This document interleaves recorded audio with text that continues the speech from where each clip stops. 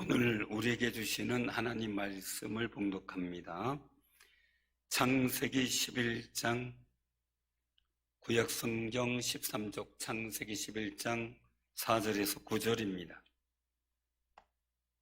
봉독합니다. 또 말하되 자 성읍과 탑을 건설하여 그 탑 꼭대기를 하늘에 닿게 하여 우리 이름을 내고 온 지면에 흩어짐을 면하자 하였더니 여호와께서 사람들이 건설하는 그 성읍과 탑을 보려고 내려오셨더라. 여호와께서 이르시되 이 무리가 한 족속이요 언어도 하나이므로 이같이 시작하였으니 이후로는 그하고자 하는 일을 막을 수 없으리로다. 자 우리가 내려가서 거기서 그들의 언어를 혼잡게 하여 그들이 서로 알아듣지 못하게 하자 하시고 여호와께서 거기서 그들을 온 지면에 흩으셨으므로 그들이 그 도시를 건설하기를 그쳤더라. 그러므로 그 이름을 바벨이라 하니 이는 여호와께서 거기서 온 땅의 언어를 혼잡하게 하셨음이니라. 여호와께서 거기서 그들을 온 지면에 흩으셨더라. 아멘. 하나님의 은혜가 이 시간도 사랑하는 성도들에게 함께 임하시고 역사하시는 줄로 믿습니다. 갑자기 제가 목이 쉬어가지고 왜 그러나 그러실 텐데 기도도 했지만요 조금 목이 좀 안 좋은 상태라 이렇게 좀 깨끗이 못한 목소리로 말씀을 전하게 돼서 대단히 죄송합니다. 이해하시고 말씀을 듣고 은혜 받아주시면 좋겠고요. 제가 오늘은 사실은 지난주부터 몸이 많이 그러기가 좀 돼서 힘들었는데 저는 몸이 서서히 아픈 게 아니라 오늘 갑자기 뚝 떨어져 버려요, 기력이. 그래서 가끔 한 번씩 오는데 이번이 이제 그런 때라 어제도 신방하는 것까지 장례 치르고 신방하는 것까지는 다 했는데 어제 저녁에는 너무 못 견디겠어가지고 할 수 없이 예배를 어떻게 해야 되나 고민하고 있는데 설 자신이 없어서 그래서 한번 링게를 할 수 없이 맞고 그리고 나서 조금 밤새 쉬었다가 그리고 예배 준비해가지고 이렇게 나오게 됐어요. 이때가 꼭 있는데 그동안도 여러 번 가끔 있었는데 그때마다 정말 우리 교인 중에 전사 같은 분들이 링게를 맞춰주고 또 놔주기도 하고 그래서 제가 잘 견디고 왔는데 또 요번이 그런 때라 조금 양해해 주시면 감사하겠습니다.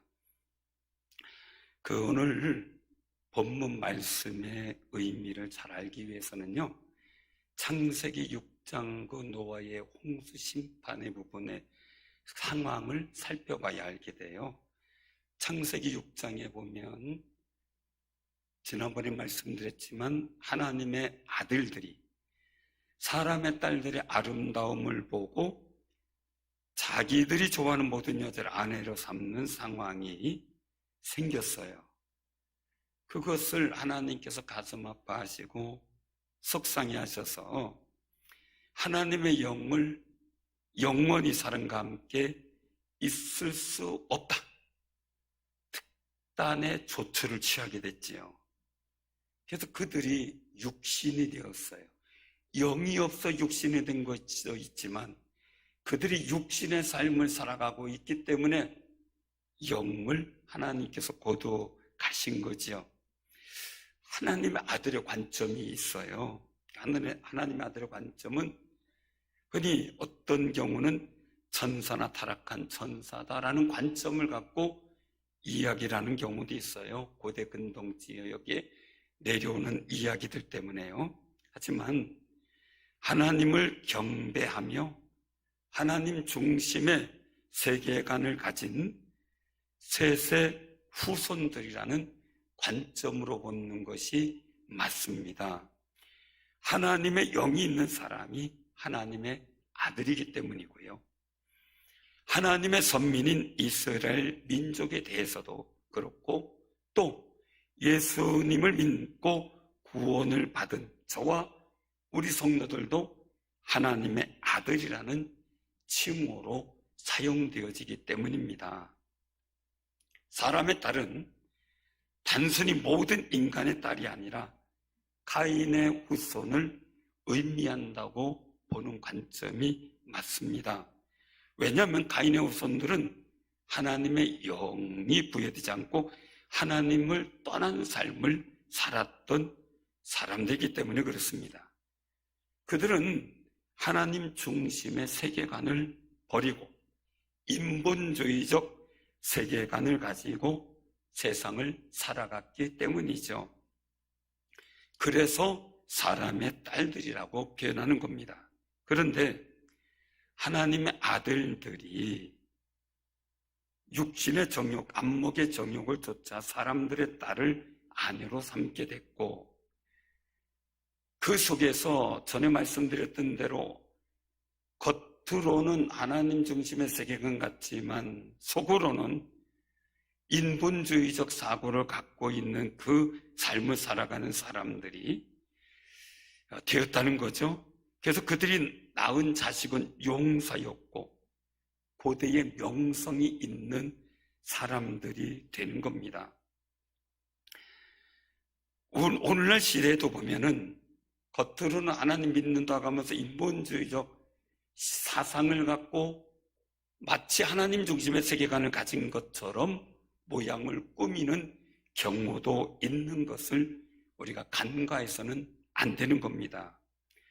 그런데 문제는 영걸도 되고 용사도 되겠지만 결과가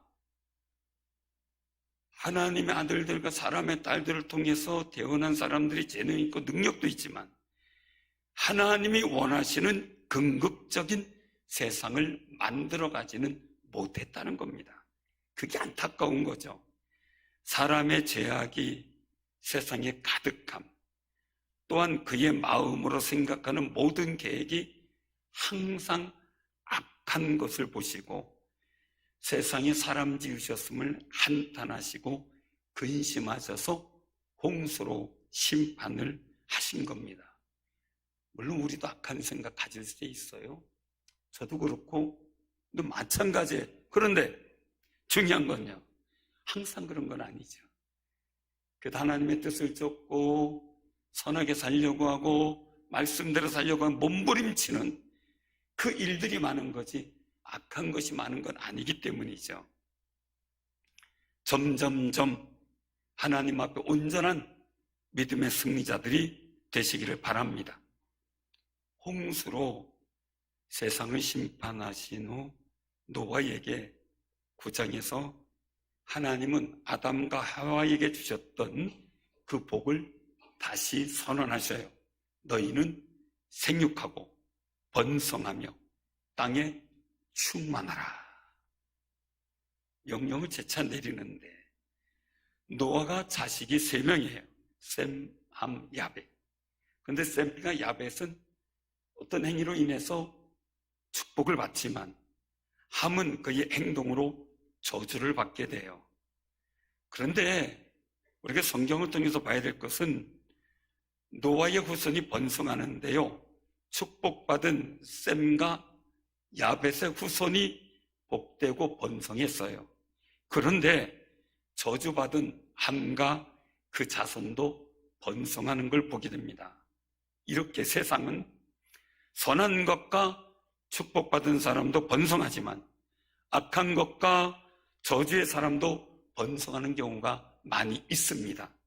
그것 때문에 속상해하지 마시고 우리는 하나님의 복을 받은 사람이라는 자부심과 긍지를 갖고 살아가는 귀한 삶이 되시기를 바랍니다. 선하고 복된 것은 하나님의 역사고 악하고 저주된 것에 복된 역사는 사단의 역사이기 때문에 그렇습니다. 함의 후손을 보면 하나님께서 이루시는 구속의 역사의 흐름을 방해한 측면이 너무 많아요. 그래서 하나님을 떠난 사람들의 모습이고 하나님의 구속의 역사를 계속 방해하는 무리들이 되지요. 그런데 중요한 것은요, 이 두 가지 세상은 이미 아담과 하와 때부터 시작된 거예요. 하나님께서 선악을 알게 하는 나무의 실과를 먹지 말라고 하신 명령을 마귀의 꾀에 넘어가서 먹게 되면서부터 시작이 된 상황이고, 오늘날 우리가 보고 있는 세상도 그러합니다. 악한 일로 저주를 받은 함의 아들 중 구스가 니므롯이라는 아들을 낳게 돼요. 창세기 10장에 보면 그는 세상의 첫 용사였고 여호와 앞에서 용감한 사냥꾼이 되었다고 했습니다. 그래서 속담이 생긴 게 있는데, 아문은 여호와 앞에 니므롯같이 용감한 사냥꾼이로다 라는 칭찬을 말할 때 니므롯 이름을 사용했어요. 근데 이 니므롯의 이름이 가진 뜻은 건장하다, 걔가 건장해요. 그리고 거기에 또 다른 뜻이 있는데 배반이에요. 건장하고 능력 있고 용사인데 하나님을 배반하는 거예요. 우리도 잘 되고 힘 있는데 하나님과 친해야지 하나님 배반하면 안 돼요. 여러분의 삶이 잘 될 때 하나님과 더 친근한 아름다운 삶이 되시길 바랍니다. 지상의 최고의 권력자, 세상 최초의 영걸이 니므롯이에요. 이 니므롯이 신할 땅의 바벨론의 성읍과 탑을 건축하기 시작한 거예요. 그러나 그 교만한 인간의 언어를 혼잡케 하신 하나님의 심판으로 인해 바벨탑 건축은 중단되고 온 인류는 지면에 뿔뿔이 흩어지게 되어 하나님을 대적하는 일을 못하게 한 겁니다. 저는 기도하고 있어요. 하나님의 뜻을 대적하고 하나님의 것을 대적하는 모든 무리들의 일들은 뿔뿔이 흩어지도록 말이죠. 왜냐면 그것이 성경이기 때문에 그래요. 근데 오늘날 우리 이것보다 더 이 성경을 통해서 소중한 사실을 깨달아야 돼요. 그것이 뭐냐면 첫 번째는요, 세계 역사 속에서 세계 통일 국가를 세우려는 야욕이 늘 있다는 거예요. 늘 있다는 것. 이때도 니므롯을 통해서 하나님을 대적하는 그런 나라가 이루어졌다면 지금도 마찬가지죠. 니므롯이 건축한 바벨탑의 목적이 있죠. 4절에 보면 나오는데 성읍과 탑을 건설하여 그 탑 꼭대기를 하늘에 닿게 하여 우리 이름을 내고 온 지면에 흩어짐을 면하자 그랬는데 오히려 흩어졌죠. 그렇게 될 수밖에 없었죠. 그래서 니므롯은 인류의 흩어짐을 막고 자신의 이름인 니므롯을 높이 드러내고자 신할 땅에서 하늘에 닿을 수 있도록 바벨탑을 쌓기 시작한 거예요. 바벨이라는 명칭은 히브리어로 신의 문이라는 이름을 가지고 있고요, 아카드어로 바빌루에서 유래한 이름으로 뜻이 혼란이에요. 그래서 혼란. 이 바벨탑은 견고하게 구운 벽돌과 그 사이사이를 접착제로 역청을 사용했다 그러죠. 탑의 모양은 어떤 것인가 보니까 고대 바벨론인들이 신전 건축물 바벨론의 주신인 마르둑 신을 경배하는 신전이 지구라트라고 하는 그 구조물이 있는데, 그 지구라트 구조물은 어떠냐면 위로 올라가면서 계단으로 만들어서 꼭대기 가면은 삼각형으로 이렇게 지어지는 피라미드하고 좀 다른 구조예요. 계단으로 올라가는데 점점점 좁아지는 구조물. 근데 그게 밑에서부터 하늘 꼭대기까지 쌓으려고 했으니 얼마나 대단한 일이었겠습니까? 근데 여기서 중요시해야 될 것은 우리 이름이라는 말입니다. 이것은 하나님의 이름이라고 하면 하나님 중심 국가예요. 그런데 인간의 이름을 내세우기 때문에 인간 중심의 국가를 말하고 있는 겁니다. 더 자세히 말씀드리면 하나님 중심의 세계관이 아닌 인본주의적 세계관 중심을 가지고 국가관을 세우고 있었다라는 이야기죠. 더구나 탑 꼭대기를 하늘에 닿게 하자는 의도는 하나님처럼 높아지려고 하고 하나님의 권위에 도전하려고 하는 교만한 의도가 있다는 것입니다. 바벨탑은 세계는 하나라고 하는 인본주의적 이상을 바탕으로 세워진 세계 제국을 세우려고 했던 야망이 니무롯에게 있었던 거지요. 인본주의는 하나님의 자리에 인간의 이름을 집어넣는 겁니다. 하나님이 하셨다가 아니라 내가 했다라고 바뀌는 겁니다. 북한의 주체 사상은 성경 속에 하나님과 예수님 자리에 김일성과 김정일을 집어넣은 겁니다. 그러기에 문제가 되는 겁니다. 사랑하는 성도님들, 여호와 하나님께서는 니무롯 무리가 한 족속이고 언어도 하나라 하나님과 적대적 관계로 가는 일들을 시작했다고 진단했습니다. 지금 세상은 무신론자들과 사회주의 유물론자들이 세상의 모든 사상을 하나로 만들려고 지금 굉장히 노력을 하고 있다는 이야기를 사상가들 통해서 들었습니다. 그런 것처럼 그 일들을 세상의 어떤 인본주의적 세상 만들려고 하는 일들이 시작됐다는 것도 우리가 느끼고 있는 거죠. 이 당시에 벌써 니무롯 당시에 그런 일들이 이루어졌다는 거예요. 그래서 하나님은 그들의 언어를 혼잡하게 하여 그들이 서로 알아듣지 못하게 해서 온 지면에 흩어지도록 두어서 성읍과 바벨탑 건축을 멈추게 했던 겁니다. 우리가 꼭 기억해야 됩니다. 세상의 역사상 많은 제국이 있었어요. 전 세계를 지배한 제국이, 지배하려고 하는 제국이 많았지만 전 세계를 지배한 제국은 없었어요.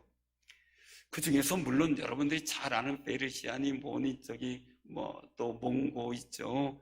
이런 여러 가지 나라들이 생각이 날 거예요. 근데 역사적으로 보면은 가장 큰 제국으로 기록되어 있는 나라가 로마도 아닌 대영 제국이더라고요.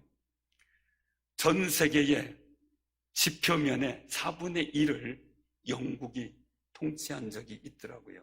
식민지로.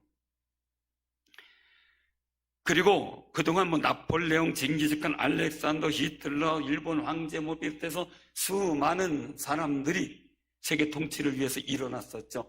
그래서 1차 세계대전, 2차 세계대전이 이루어졌고 그때마다 그것이 다 멈춰지고 중단되고 흩어진 것을 보게 됩니다.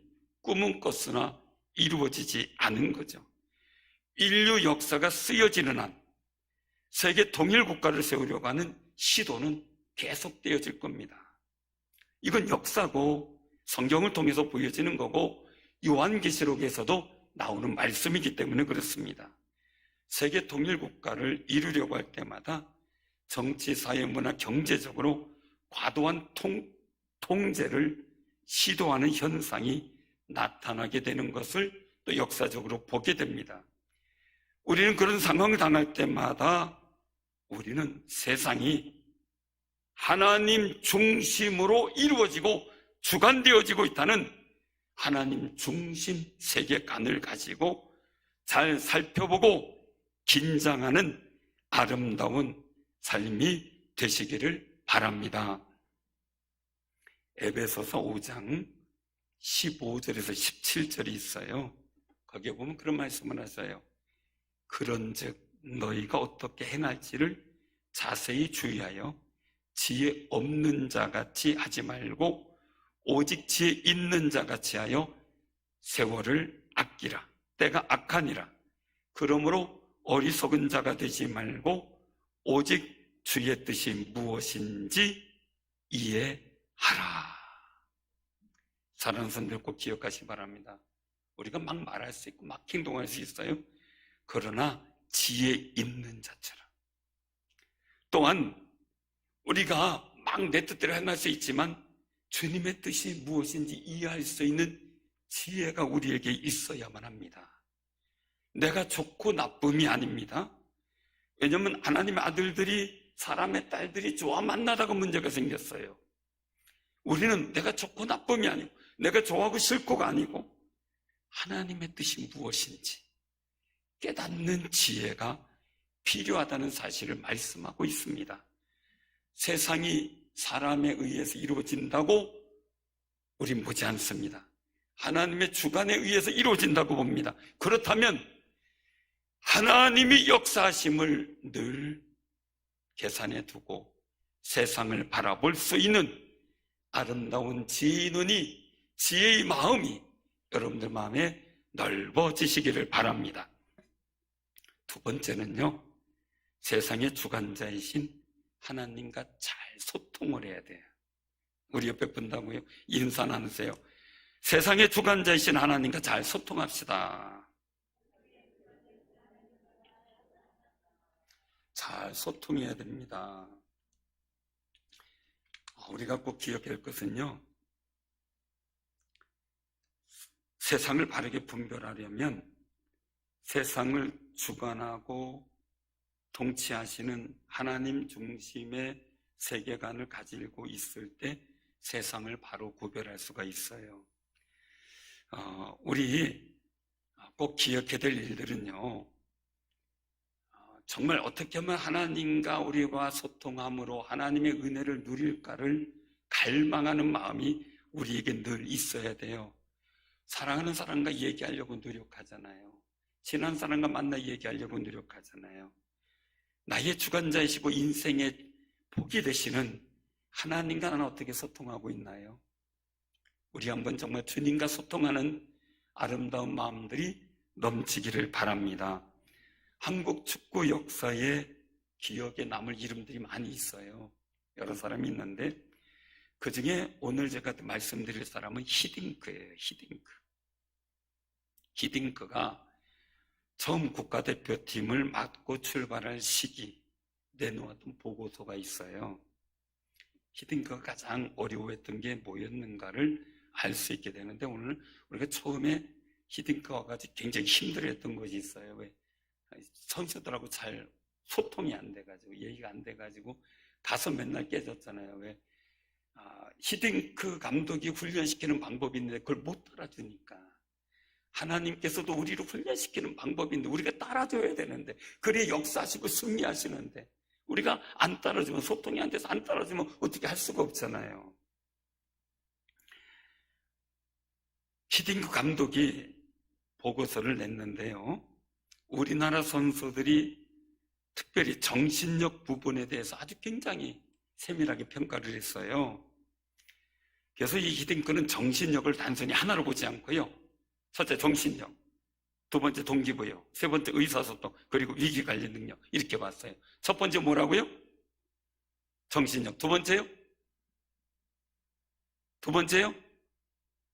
동기부여. 다시 한번. 두 번째요? 세 번째는요? 의사소통. 그 네 번째는요? 위기관리 능력. 세분한 거예요. 그래서 우리나라 선수들에게 정신력과 동기부여를 아주 높이 평가했어요. 그래서 정신력 99점. 이겨야 된단 말이에요. 동기부여 100점. 중국한테 깨지고 일본이 다르니까 싸워서 이겼잖아요. 기가 막힌 거. 우린 중국한테 졌는데 일본은 중국 이겼잖아요. 근데 우린 가서 일본을 이기고 왔잖아요. 그래서 그동안 진 거 다 그냥 봐줬잖아요. 아주 동기부여 100점이래요. 근데 위기관리 능력 30점, 의사소통 20점, 이렇게 형편없는 점수가 나왔어요. 그러니까 히딩크 감독가 그 의사소통이 안 되니까, 훈련이 안 되고 그러니까 지지부진하다가 나중에 의사소통이 되니까 훈련 제대로 받고 정말 대한민국이 4강까지 가는 역사가 나타나는 거 보통 일이 아니죠. 싸워 이기려고 하는 투지는 왕성하대요. 그런데 공만 잡으면 흥분한대. 위기관리 능력이 안 된대.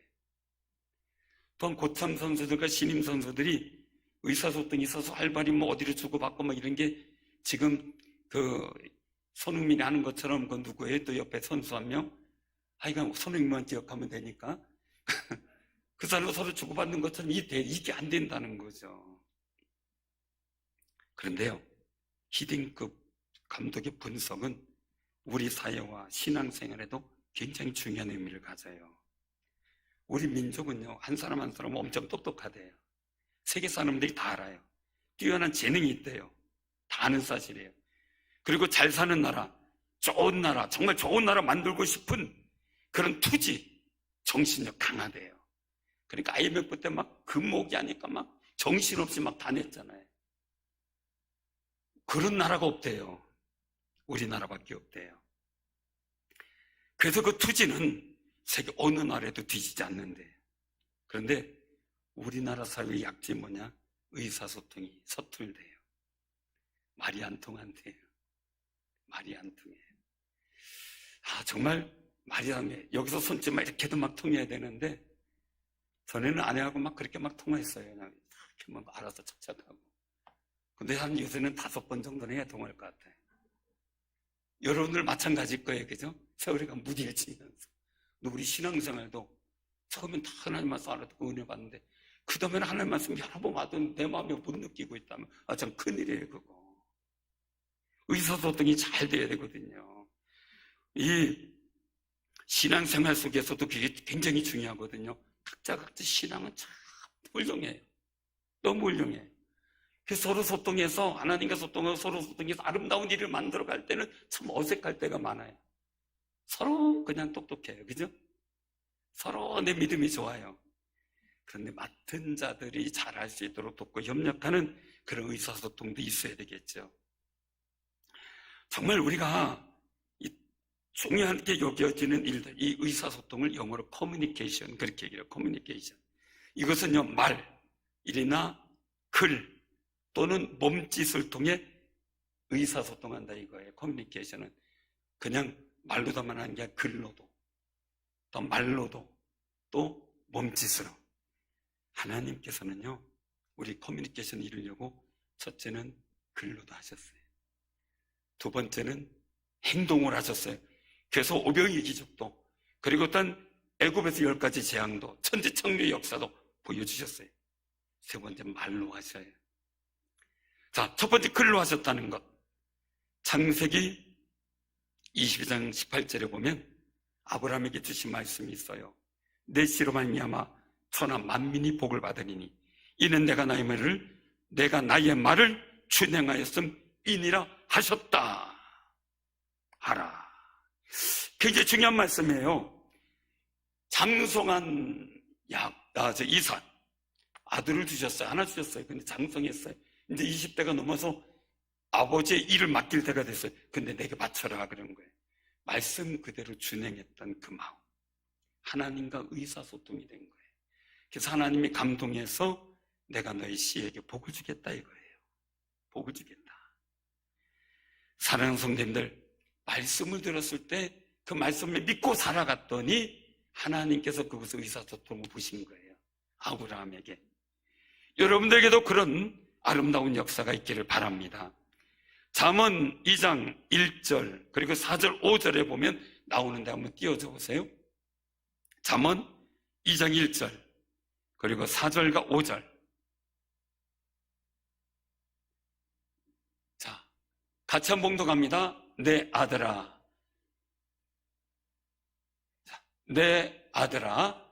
내가 만일 나의 말을 받으며 나의 계명을 내게 간직하며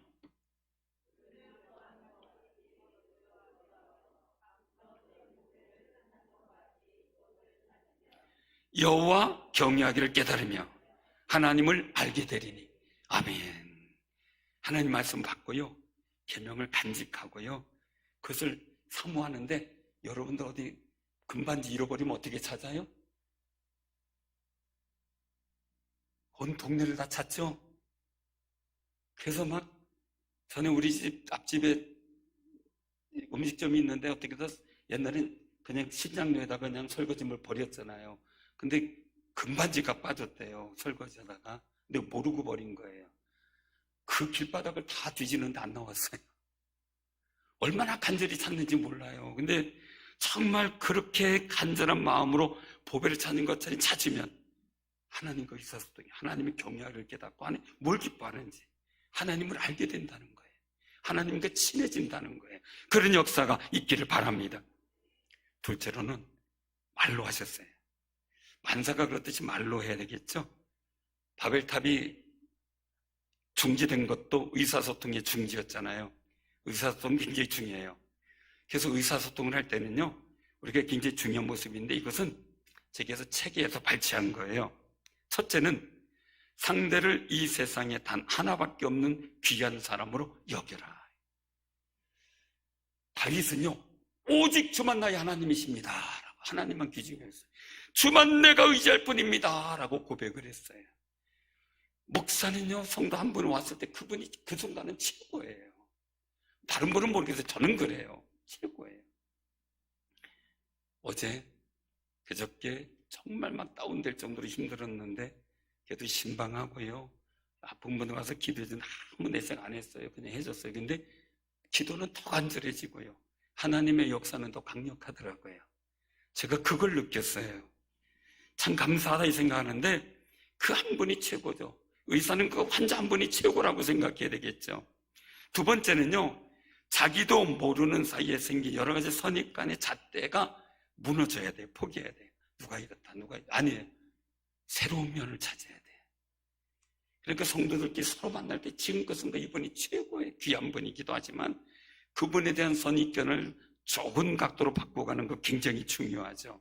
그리고 세 번째는요, 상대를 스스로 의지에 따라 움직이는 자율적인 존재를 인정하라는 거예요. 강요보다는 권유와 청유가 낫다는 거죠. 세 번째는 상대의 독특한 사고 능력을 인정하라는 거죠. 들어주라는 거예요. 그를 존중해 주라는 거죠. 내 앞에 있는 사람은 누군가에게 존중받고 사랑받는 분이에요. 요즘에 멘트 많이 나오잖아요. 어디 전화하면 지금 통할 분은 누군가에게 귀중한 소중한 가족입니다 막 하면서 나오잖아요.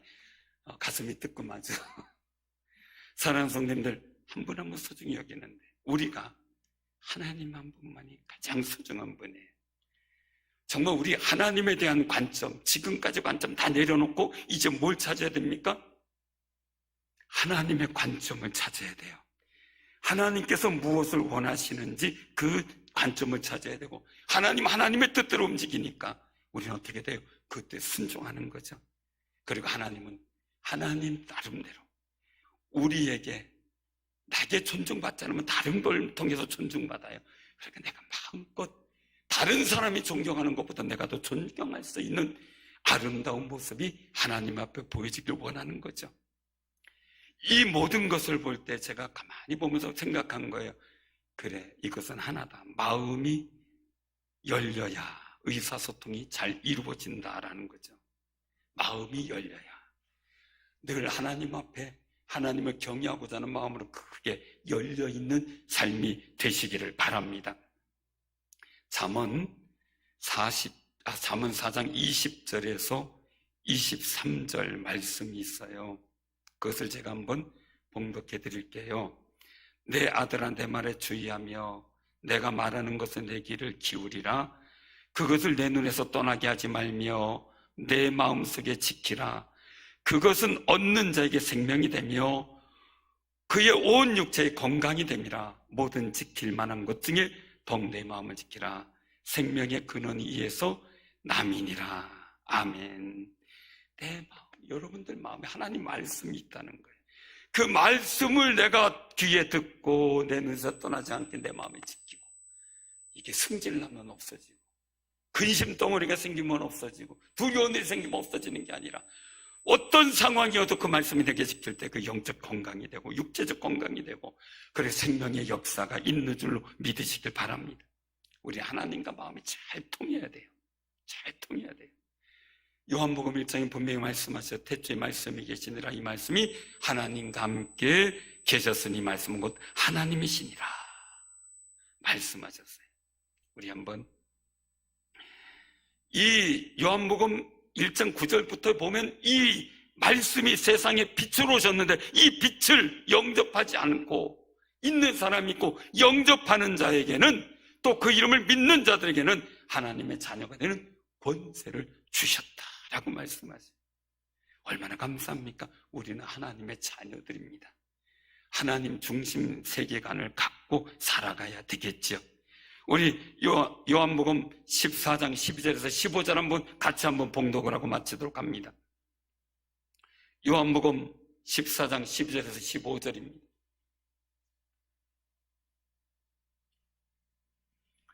자, 우리 한 목소리로 봉독합니다.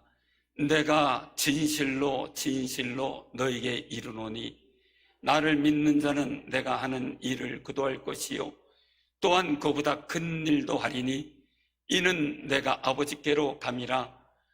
너희가 내 이름으로 무엇을 구하든지 내가 시행하리니 이는 아버지로 하여금 아들로 말미암아 영광을 받으시게 하려 함이라. 내 이름으로 무엇이든지 내게 구하면 내가 행하리라. 너희가 나를 사랑하면 나의 계명을 지키리라. 아멘. 우리가 하나님께 드리는 기도, 이번 작전 기도를 통해 여러분들 하나님과 의사소통이 되시기를 바랍니다. 그 길을 예수님 십자가로 열어놓으셨습니다. 그 길들 속에서 하나님에게 여러분에게 복된 역사를 이루시는 놀라운 은혜가 의사소통을 위해서 우리의 삶 속에, 우리 나라에, 우리 지역에 언어의 혼잡이 없어지고 거룩한 의사소통을 통해 평안과 은총의 역사가 이루어지기를 주님의 이름으로 축원합니다. 아멘.